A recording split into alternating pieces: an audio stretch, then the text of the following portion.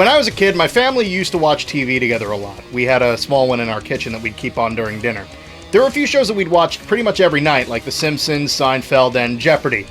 Jeopardy! Was on a channel that also showed movies from time to time, and one commercial would pop up every now and then that featured this scene. And that's how, at an early age, I was introduced to and had the crap scared out of me by Candyman.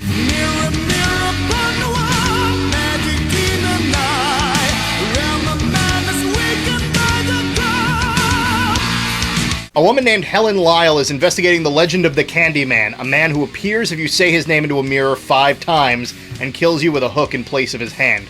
Helen decides to test the legend, and nothing seems to happen until a few days later when she is confronted by the Candyman himself. You are not content with the stories, so I was obliged to come. He knows who she is and how she says that he's just a legend and just a story, so he has to prove that he exists. She wakes up covered in blood in a random apartment and is accused of killing the baby of the woman who lives there. The Candyman continues to follow her, leaving a trail of bodies in his wake, and Helen at the crime scenes. She's arrested, committed, and labeled a serial killer for all the murders done by Candyman. Helen finally agrees to go with him and become his sacrifice in order to save the life of the baby that was taken, but Candyman has some other ideas, planning to burn them all in a bonfire to feed his legend. Helen manages to escape with the baby, dying from the effects of the fire, but her spirit comes back to claim the life of one more person, her cheating ex-husband. Scared of something. I've always been a big fan of urban legends and myths, and that's the central theme of the movie. Candyman himself is an obvious variation of the popular Bloody Mary myth. You might have done it at parties or something when you were a teenager. I didn't really go to those parties when I was a teenager. I preferred to stay at home and watch movies like Candyman. This takes that concept and runs with it, painting the Candyman as not only a mystical creature, but a vengeful one as well. Which is why throughout the movie, he doesn't try to just kill Helen. He is furious that she's trying to tarnish his legacy of fear. That people of Chicago's Cabrini Green projects, where most of the film takes place, are so unafraid of his story that gang members take his name and hook to gain more street cred. I hear you looking for Candyman, bitch. Well, you found him. So he realizes he has to try and re-establish some of the fear that made him popular. And unlike Freddy Krueger, when people ignore him, he doesn't just go away. He gets pissed. And his murders are so convincing and terrifying that the people of Cabrini Green are sent into an outright panic when they think they know where the Candyman might be. That fire at the end of the movie is started by the people of the town. And in using Helen as a scapegoat, she becomes just as much of a monster that people fear when they look in the mirror. There's even an amazing shot at the end where someone's made a mural of Helen with her hair on fire, just like the one where Candyman was said to live.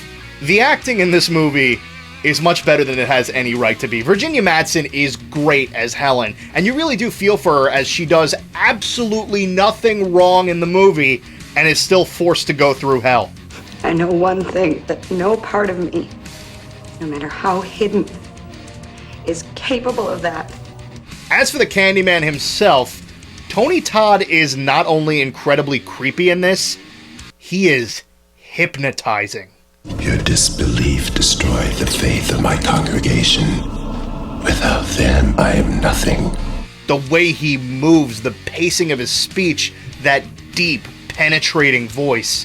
Do you believe in me? Your death will be a tale to frighten children, to make lovers cling closer in their rapture.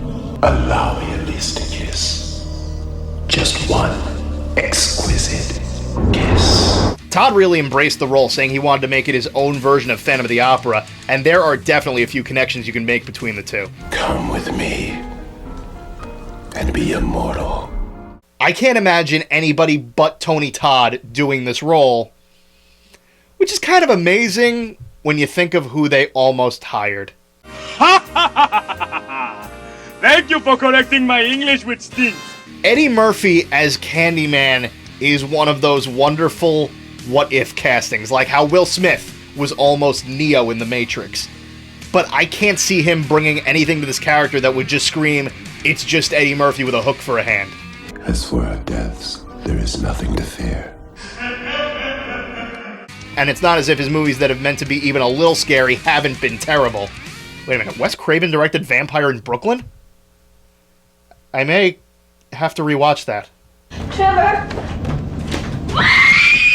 The moments of violence in this film are brief but extremely graphic. The hook makes for some incredibly gruesome kills, even if all you see is the aftermath.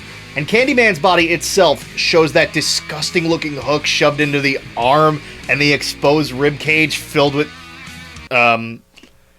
Anybody out there who's afraid of bees, you might want to look away now, because they explain in the movie that Candyman's previous life, he was a slave that was killed for impregnating a wealthy landowner's daughter, and he had honey smeared all over his body and was stung to death by bees.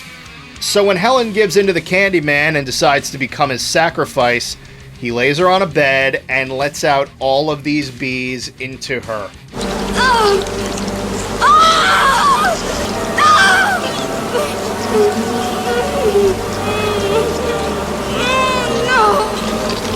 That is an amazing shot, isn't it? Wanna know how they did it? Bees! Thousands of bees in his mouth, on his chest, and all he had to protect himself was a mouth guard to keep them from going down his throat. Why would somebody ever do this for anything ever? Oh, and if you think I'm still just talking about Tony Todd, I'm not. Virginia Madsen is allergic to bee stings. They had an ambulance on call for the entire shoot for this scene, which took more than a few hours to finish.